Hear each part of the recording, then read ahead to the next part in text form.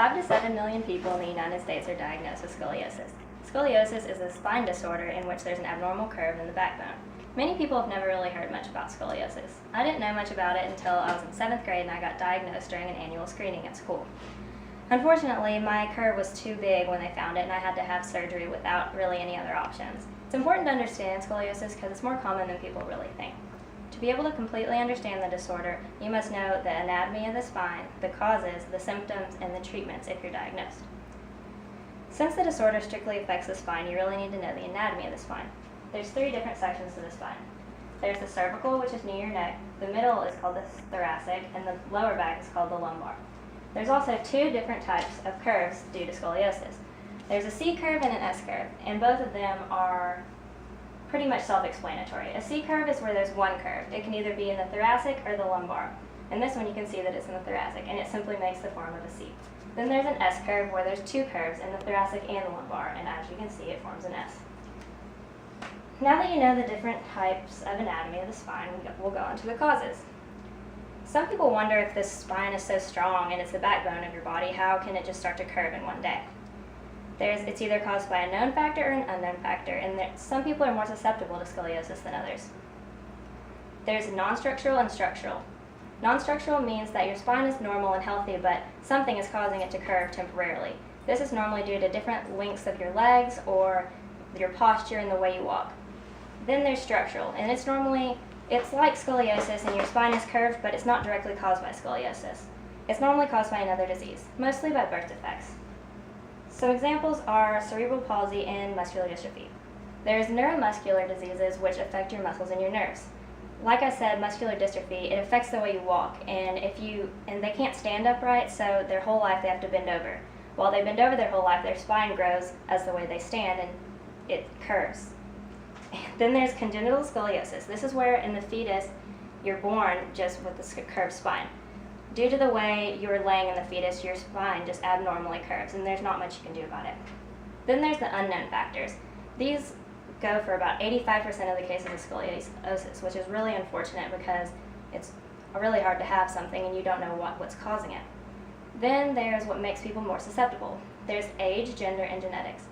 In adolescents, it's more common because whenever they hit puberty, they generally hit a growth spurt. Whenever they hit a growth spurt, then the spine either continues straight or starts to curve. And so around ages 10 to 14 are the most susceptible to getting scoliosis. Then there's gender. Females are more likely to get scoliosis than men. And lastly, there's genetics. Although it's not really considered inherited, if you have scoliosis, and it's more likely for someone in your family to get scoliosis than someone that's not. Now we're going to talk about the symptoms. It's important to know the effects scoliosis can have on your body and what to look for. The 2 main symptoms are different shoulder heights and abnormal rib cage. Whenever your spine starts to curve, it generally makes your shoulders uneven lengths and your rib cage to twist. If you think you have any of these symptoms, it's important to go to the doctor. To get treatment, you need to first get diagnosed by a doctor to see what your curvature is and then take it from there. To get diagnosed, you need to go, or typically people get diagnosed in a school screening or by physical self-observation. In a school screening, it's around elementary school and middle school.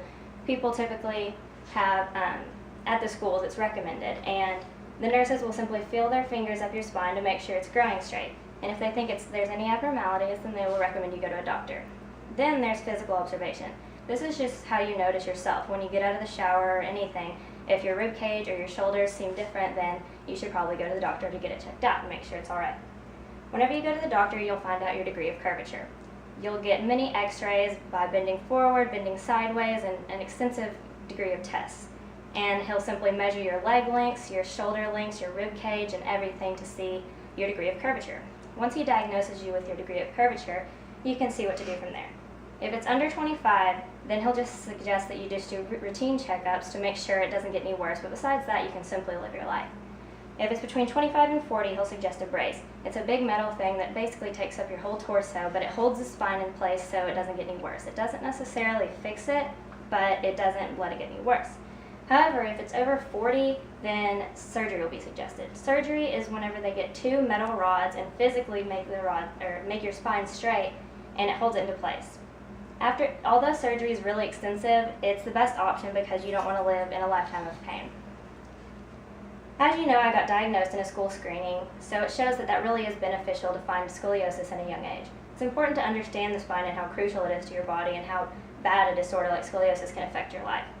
The causes and symptoms of scoliosis can not only affect your body and how you feel, but can alter your lifestyle. However, although it can't be cured, it can be monitored and treated if you're informed and know how to act.